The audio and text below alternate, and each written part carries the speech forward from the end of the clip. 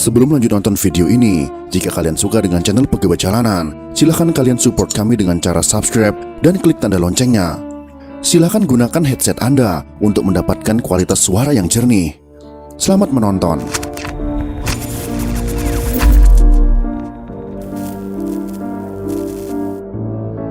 Tangan, kemudian saya diseret, tapi samar-samar mendengar kata-kata Yani wis dipateni. Marilah bersama-sama kita menafsir kehendak Allah Subhanahu wa Ta'ala masih memperpanjang nyawa Sukitman, saksi kunci dan utama pada peristiwa kelam awal Oktober tahun 1965 di Lubang Buaya.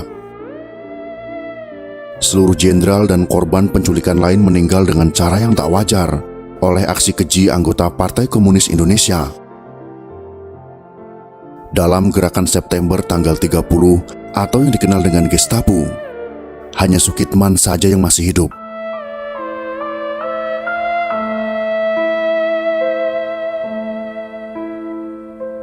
Gusti Allah yang menguasai hidup dan matinya manusia pasti memiliki kehendak di balik masih hidupnya Sukitman. Boleh kita katakan, sosok Sukitman yang lolos dari pembantaian PKI di Lubang Buaya adalah aset bangsa yang menegakkan Pancasila tetap kokoh berdiri. Seluruh panca inderanya telah difungsikan oleh Allah Subhanahu wa Ta'ala sebagai video yang merekam para PKI menyiksa 6 jenderal bintang TNI. Para PKI itu telah menistakan jenazah para jenderal dalam satu lubang sempit. Para putra terbaik bangsa Indonesia hanya diperlakukan seperti sampah oleh para PKI. Untung saja Tuhan menganugerahi kepada bangsa ini seorang agen polisi 2 Sukitman yang melihat langsung semua kejadian di Lubang Buaya. Andaikan Sukitman ikut ditumpas para PKI, bisa jadi Komandan RPKAD Sarbo Edi Wibowo akan sangat kesulitan menemukan jenazah 6 jenderal dan Letu Pierre Tendean. Tanpa Sukitman, penumpasan PKI akan sulit dilakukan. Tanpa Sukitman, PKI tidak akan dibubarkan. Tanpa kehadiran Sukitman, kita tak mampu membayangkan negeri yang berpancasila dan berketuhanan yang Maha Esa akan terus diacak-acak oleh PKI. Sudah sejak awal kemerdekaan, para PKI bengis kepada santri, kiai, semua tokoh agama, dan juga para pembela Pancasila. Tanpa Sukitman, kita tak akan mampu mempertegas kebenaran bahwa PKI memang sekumpulan manusia yang tak mengenal peri kemanusiaan. Ataukah jangan-jangan para PKI itu sengaja menyisakan Sukitman sebagai alat penebar ketakutan kepada para musuh PKI? Jika misalnya memang benar demikian, itu ternyata tak mengurangi keberanian bangsa Indonesia untuk membasmi PKI yang bengis dan keji. Yang jelas, begitu apiknya Gusti Allah membuat skenario atas perjalanan hidup Sukitman dan bangsa Indonesia.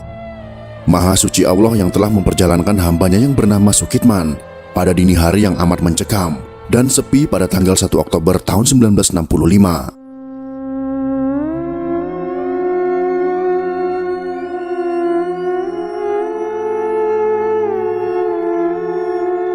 Saat itu Sukitman sedang mendapat tugas jaga di Guest House Iskandariyah atau Wisma Angkatan Udara Republik Indonesia untuk menjaga tamu dari negara Korea dan tamu men garis miring Pangal.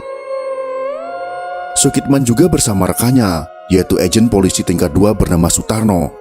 Setelah mengadakan pemeriksaan di sekitar tempat jaga dan diyakini dalam keadaan aman, Sukitman dan Sutarno duduk sambil bersenda gurau. Di pagi buta itu, tiba-tiba keduanya mendengar tembakan beberapa kali.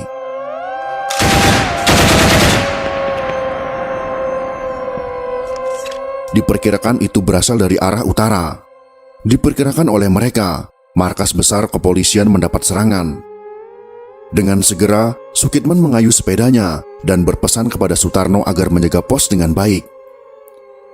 Dalam perjalanan itu, Sukitman melewati depan rumah Jenderal TNI DI Panjaitan. Namun tiba-tiba, ia dicegat rombongan orang bersenjata agar berhenti dan melempar senjata serta mengangkat tangan.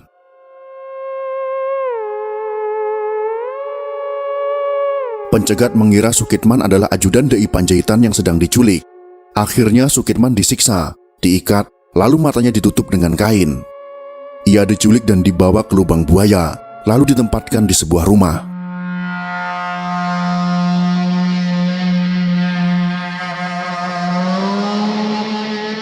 Pada pagi 1 Oktober tahun 1965 itu, Sukitman menyaksikan dengan mata kepala sendiri kesadisan PKI yang terdiri dari Gerwani dan pemuda rakyat.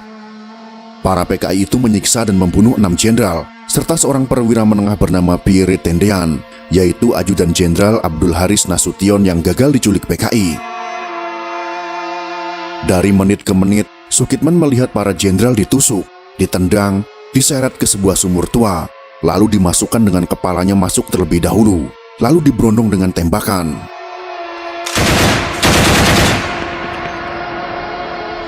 Brengseknya menurut Sukitman, setiap kali menerjunkan mayat, para PKI selalu meneriakkan, "Ganyang Kabir." Kabir di sini memiliki maksud yaitu kapitalis birokrat.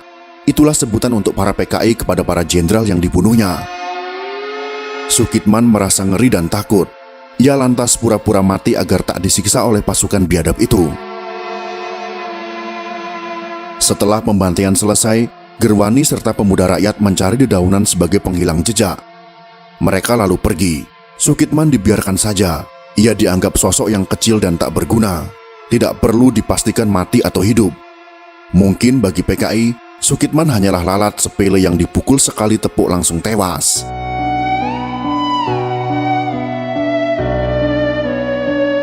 Siang hari pada tanggal 3 Oktober tahun 1965, Sukitman yang masih terikat diselamatkan oleh pasukan pemerintah. Sukitman lalu dihadapkan kepada Kolonel Sarwo Edi Wibowo, Komandan IRPKAD. "Coba kamu ceritakan lagi semua yang kamu alami," kata Sarwo Edi. Sukitman pun kembali bercerita. Meski sudah menceritakan pengalamannya berkali-kali, Sukitman tidak merasa bosan. Ia tahu ceritanya itu bisa berguna untuk mencari para korban kekejaman PKI. Karena itu Sukitman bercerita dengan lengkap tanpa ada yang terlupakan. Ia menyatakan kepada Sarwo Edi, ingin sekali membantu usaha pencarian jenazah ke-7 perwira TNI itu. Setelah bercerita panjang lebar mengenai tragedi pembunuhan para jenderal pada 1 Oktober kepada Sarwo Edi, Sukitman diminta membuat denah sumur tua tempat pembuangan mayat para jenderal itu. "Kamu," kata Sarwo Edi sambil menatap Sukitman, "ikut dengan pasukan IRPKAD yang akan melakukan pencarian. Kamu petunjuk jalannya." "Siapa?" jawab Sukitman tegas. Ada rasa bangga di hatinya. Bagi Sukitman, ini adalah tugas terbesarnya selama menjadi polisi.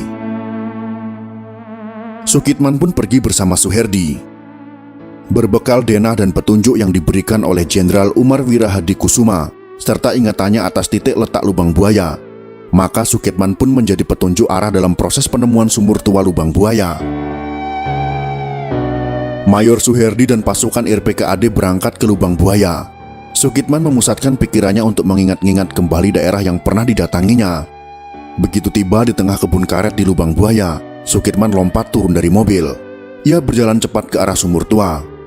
Pasukan IRPKAD mengikuti di belakangnya. Daerah itu sangat sepi. Padahal sebelum terjadinya peristiwa G30 SPKI, di situ banyak anggota organisasi massa PKI melakukan latihan militer. Pemuda rakyat, Gerwani, Pertindo, Sopsi, dan lain sebagainya berlatih dengan semangat. Latihan yang disiapkan untuk pemberontakan itu berkedok latihan sukarelawan untuk membantu perjuangan Dewi Kora menentang Malaysia. Dalam usahanya melakukan kudeta, pengkhianatan, dan pemberontakan G30 SPKI, Aidit telah menjadikan daerah lubang buaya sebagai basis kekuatan. Di tempat itu pula, ke-7 perwira TNI disiksa, dibunuh, dan dikuburkan jadi satu dalam sebuah sumur tua. Mereka dianggap sebagai penghalang bagi PKI dalam melakukan rencana busuk mereka. Pasukan IRPKAD memeriksa daerah di sekitar lubang buaya. Mereka banyak menemukan bekas alat-alat yang digunakan untuk latihan kemiliteran, kertas-kertas catatan, majalah-majalah yang berasal dari Cina, peralatan makan, dan peralatan lainnya berserakan di mana-mana. Di tempat itu juga banyak selongsong peluru berserakan di hampir semua tempat, sampai ke sekitar sumur tua yang kini sudah ditimbun. Bahkan, ceceran darah yang sudah kering pun masih terlihat di sana, mendirikan bulu roma. Bukti kekejaman orang-orang yang punya niat untuk menguasai negeri ini dan mengendalikan sesuai dengan keinginan mereka. Pasukan IRPKAD memeriksa gundukan tanah bercampur sampah. Sekilas, tidak ada bedanya dengan gundukan tanah lain yang banyak terdapat di tempat itu. Untung saja Sukitman masih mengenali letak sumur itu. Pada hari Minggu, tanggal 3 Oktober tahun 1965, regu ABRI yang terdiri atas RPKAD, polisi militer, dan KKO menggali timbunan tanah itu. Akhirnya diketahui pula bahwa rumah yang berada di dekat sumur itu adalah milik seorang guru bernama Haryono. Ia dikenal juga dengan sebutan Pak Besar. Haryono inilah yang banyak membantu PKI dalam menyiapkan penyiksaan dan pembunuhan keji itu. Penggalian terus dilakukan. Bagian paling atas dari sumur bergaris tengah 75 cm itu ditimbun dengan sampah-sampah kering. Lalu, di bagian bawahnya terdapat timbunan tanah. Di bawah lapisan tanah itu ada timbunan daun singkong dan daun-daun lain. Di bawahnya ada timbunan tanah lagi. Benar-benar usaha yang luar biasa untuk menyembunyikan lubang sumur tersebut. Saat hari sudah mulai malam, penggalian tetap tidak dihentikan. Anggota pasukan yang menggali mulai yakin mereka telah menemukan sumur yang mereka cari. Timbunan sampah yang mereka temukan masih kelihatan baru, belum membusuk. Para prajurit menggali dengan semangat, tanpa kenal lelah. Sedikit demi sedikit, timbunan yang berlapis-lapis itu dikeluarkan. Di antara lapisan-lapisan itu terdapat juga batang-batang pohon pisang yang dipotong kecil-kecil. Banyaknya tanah dan sampah yang digunakan untuk menutup lubang sumur membuat usaha penggalian berlangsung lambat. Setelah menggali lebih dari 10 meter, para prajurit menemukan lapisan timbunan terakhir. Lapisan terakhir itu terdiri dari sampah kering dan potongan kain warna-warni. Mendadak para penggali mencium bau busuk yang sangat tajam.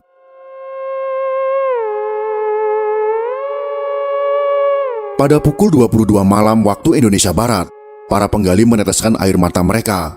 Rasa haru dan geram bercampur jadi satu. Di dasar sumur itu, mereka menemukan jenazah para perwira TNI yang sudah mulai membusuk dengan posisi kaki di atas. Kolonel Sarwo Edi yang sudah datang sejak pukul 19 waktu Indonesia Barat juga ikut terharu. Apalagi di sana ada Jenderal Ahmad Yani, sahabatnya sejak di peta. Mereka pernah bersama-sama bertempur melawan penjajah asing. Sarwo Edi sempat tidak kuat harus menyaksikan Ahmad Yani menjadi korban kekerasan bangsa sendiri. Tak bisa dikatakan betapa perihnya rasa hati Sarwo Edi Wibowo. Sukitman pun tak kuasa menahan air matanya. Apalagi kini ia tahu 7 orang yang disiksa dan dibunuh di hadapannya adalah orang-orang yang telah mengabdikan dirinya kepada bangsa dan negara. Sarwo Edi menghampiri Sukitman. "Kamu harus hati-hati, jangan pergi kemana-mana dulu," kata Sarwo Edi menasihati Sukitman. "Keselamatanmu mungkin terancam. Sebaiknya kamu copot semua tanda pengenalmu." Sukitman mengangguk-angguk. Ia cemas juga.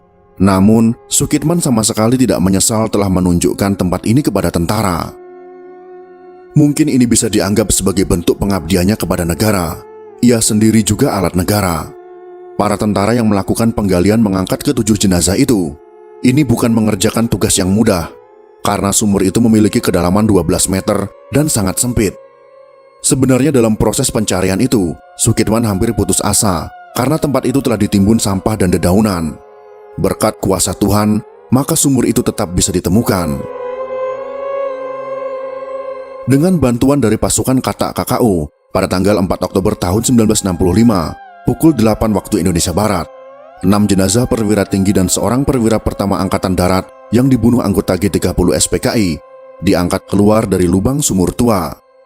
Pangkostrat Maijen Soeharto ikut juga menyaksikan peristiwa memilukan itu.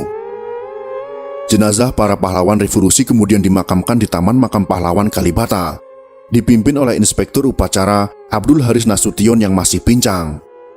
Putri Abdul Haris Nasution yang masih TK, yaitu Ade Irma Suryani Nasution, juga terbunuh oleh berondongan senjata pemberontak PKI.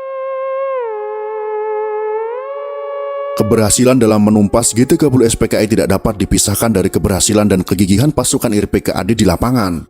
Keberhasilan tersebut merupakan salah satu gambaran jiwa patriotik tanpa kenal menyerah, yang merupakan ciri khas pasukan RPKAD di bawah pimpinan Kolonel Infantri Sarwo Edi Wibowo. Jasa besar Sukitman dan kesaksiannya kemudian ditulis oleh Dr. Andes Sumarno Dipodisastro yang diterbitkan Yayasan Sukitman, Jakarta pada bulan Maret tahun 2006, setebal 92 halaman. Buku tersebut berjudul Kesaksian Sukitman Penemu Sumur Lubang Buaya. Itulah sekelumit kisah tentang tragedi 6 bintang dalam satu lubang. Berkat jasa agen polisi Sukitman, maka semua kejadian itu dapat terbongkar. Kita sebagai generasi penerus bangsa ini patut mengucapkan terima kasih kepada Agen Polisi Sukitman yang telah memberikan kesaksian tentang kejadian G30 SPKI. Jika tidak ada Sukitman, mungkin kejadian tersebut tidak pernah terbongkar dan PKI pasti menguasai negeri ini. Jika kalian suka dengan video ini, silakan berikan jempol ke atas. Dan jika kalian menganggap video ini bermanfaat, maka bagikanlah untuk teman-teman Anda yang lain. Terima kasih sudah menonton.